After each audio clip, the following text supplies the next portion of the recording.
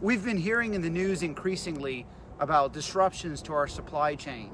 Just 2 years ago, during COVID, it was difficult to find something as simple as toilet paper at the grocery store. Are we using this time to get prepared, or have we not learned our lesson? Do you want to get prepared, but you don't know where to start? Well, this video is all about empowerment. You see, you don't need to be rich to prepare. I heard a cashier the other day tell me at the grocery store, well, I guess I'm going to die because I can't afford to buy a lot of food. I told her, well, in this situation, you likely would die, not because of your financial situation, but your mindset. The problem is not a lack of resources, it is a lack of a resourceful mindset. Think about what that means. Even if you can't buy fancy fire starter kits for a few dollars, you can learn how to make a fire with just sticks. How do you think ancient people started fires thousands of years ago? You think they had a Wal-Mart that they could go to? As humans, we've become so domesticated. Any gear that you can't buy can always be replaced with a skill. Watch those videos where a man is dropped off right in the middle of the woods with just a Swiss Army knife, and he builds a shelter, gets water, sanitizes water, builds a fire, and also finds food. Here are 5 steps to begin preparing. First, get a Costco or Sam's membership. Now, it might seem like a waste to pay $60 for a membership fee, but you'll save 20 to 30% on what you buy. Paying 30 cents per ounce versus 60 cents per ounce can add up fast. Imagine if you spend $1,000 and you could have been more strategic and only spent $700. Now here's a very simple example. I discovered that Kirkland Signature AA batteries that are sold at Costco are made by Duracell. So you aren't getting a better product by buying the Duracell name brand. I was able to buy a 48 pack of AA batteries, which average about 30 cents each. But the regular grocery stores sell each AA battery for 70 cents. That's a huge price difference. Second, create a survival planning budget. For example, you may plan to put aside $1,000 to prepare. You need to know how much you really want to spend. Then, make the buying decisions based on that. The last thing you want to do is to get a bunch of beans but have no budget for basic water filtration. Now, some people will stock a bunch of bullets for self-defense, but remember, you can't eat bullets. Or they may say that they can hunt.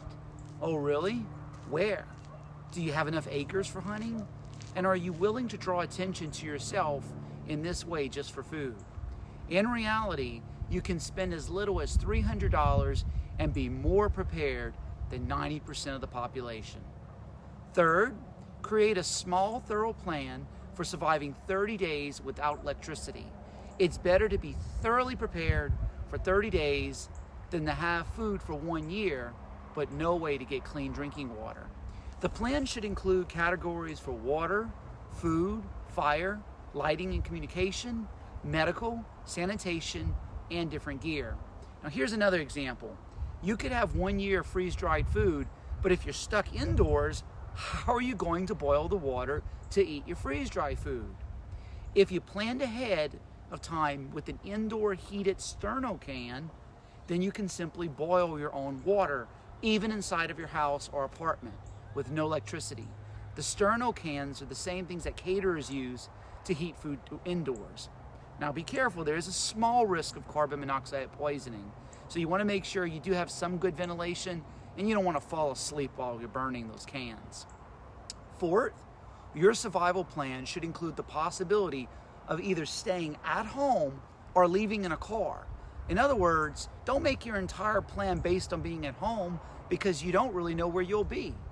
For example, don't rely on a water filtration system that's only at your house and not portable. So you would not be able to take it with you in a car in the event of an emergency.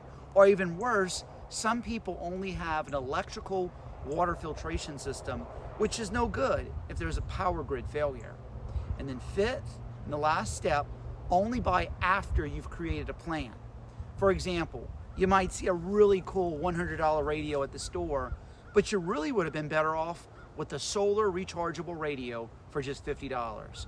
Or you might see some $10 fire starters, but maybe you should have bought $300 matches for $1 at Walmart. You see, everything you buy, you want to be very strategic. You could see a tent for $100, but maybe you should have bought a $6 tarp. Because everything that you get, you want it to have dual usage. So the idea with having dual usage is that you have a lot of redundancy built into your planning. Now, once you have a thorough 1-month survival plan, then you can decide to extend your food preparation to 3 months or 6 months or even 1 or 2 years. Start planning now. Start educating yourself to gain the knowledge and skills for various survival circumstances. Thank you for watching 5D Survival.